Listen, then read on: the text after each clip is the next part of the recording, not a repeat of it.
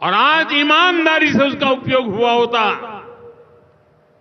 तो मेरे मुसलमान नौजवानों को साइकिल के पंक्चर बना करके जिंदगी नहीं गुजारनी पड़ती।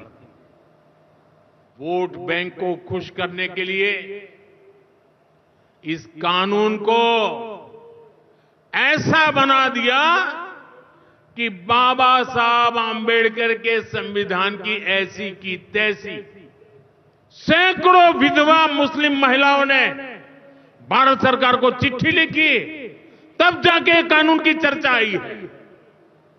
हिंदुस्तान के किसी भी कोने में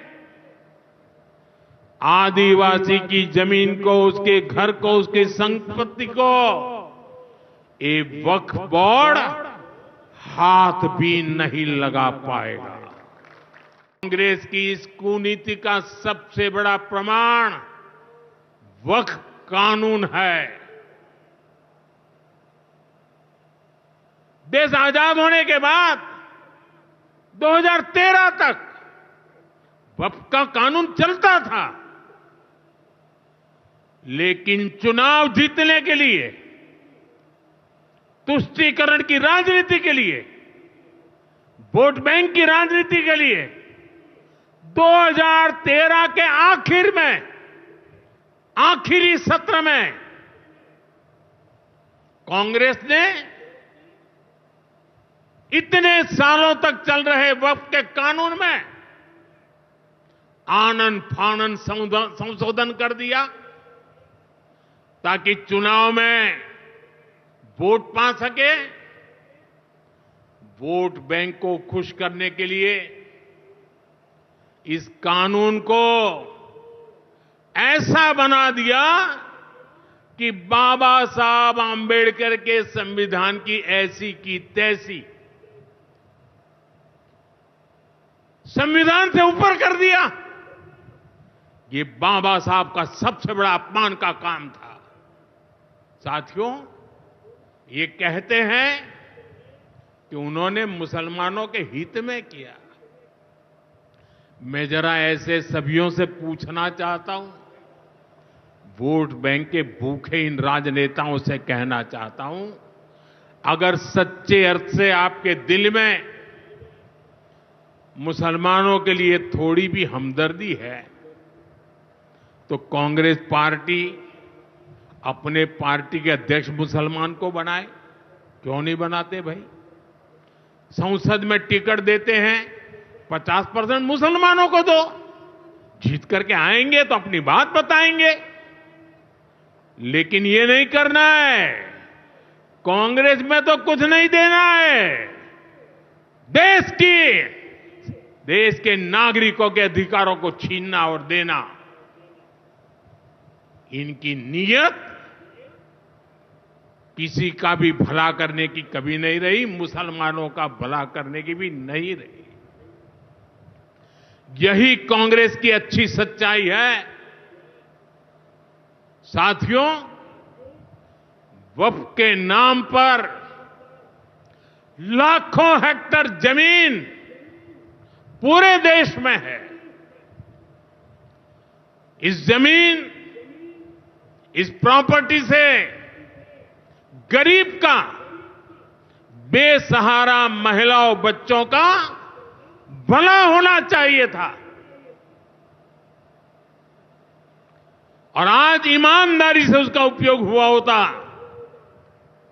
तो मेरे मुसलमान नौजवानों को साइकिल के पंक्चर बना करके जिंदगी नहीं गुजारनी पड़ती। लेकिन इससे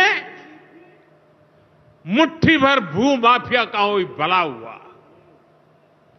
पसमानदा मुस्लिम इस समाज को कोई फायदा नहीं हुआ। और ये भूमाफिया किसकी जमीन लूट रहे थे? ये दलित की जमीन लूट रहे थे, पिछड़ों की जमीन लूट रहे थे, आदिवासी की जमीन लूट रहे थे, विधवा महिलाओं की संपत्ति लूट रहे थे। सैकड़ों विधवा मुस्लिम महिलाओं ने भारत सरकार को चिट्ठी लिखी, तब जाके कानून की चर्चा आई है। वक्फ कानून में बदलाव के बाद अब ये गरीबों से जो लूटा जा रहा है वो बंद होने वाला है।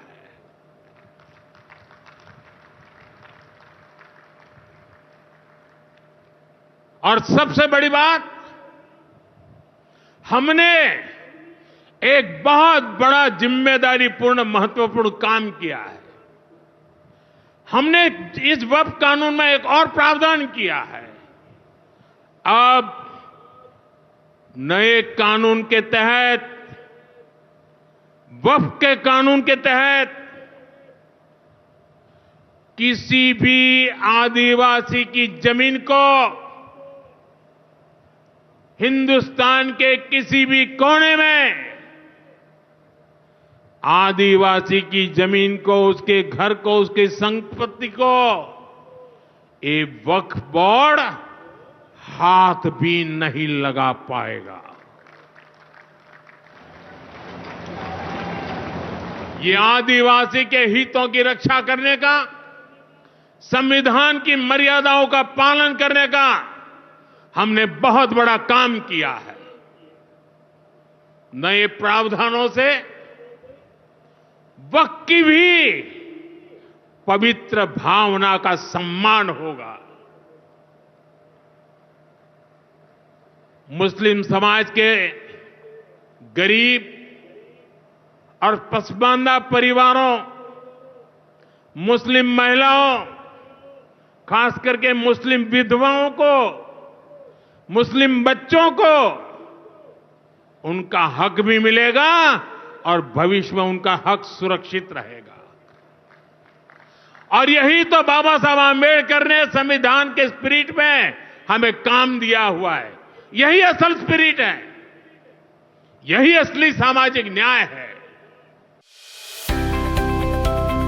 अब किसी भी प्रकार के दर्द से क्यों होना परेशान, जब ऑर्थो चार्ज कैप्सूल हो आपके पास। सभी प्रकार के दर्द में आयुर्वेदिक पद्धति पर आधारित रामबाण इलाज। कबीर औषधालय का ऑर्थो चार्ज ऑयल, कैप्सूल और सिरप आपको देता है तुरंत आराम। अनेक प्रकार के दर्द जैसे sciatica, spondylitis, rheumatic pain, arthritis, lumbar pain, सभी दर्द को दूर करने का रामबाण इलाज। 100% आयुर्वेदिक जड़ी बूटियों से बनाया गया ऑर्थो चार्ज कैप्सूल और ऑयल एक बार प्रयोग में अवश्य लाएं। अधिक जानकारी के लिए संपर्क करें। एड्रेस: कबीर औषधालय, सेक्टर 14, सोनीपत, दिल्ली, NCR।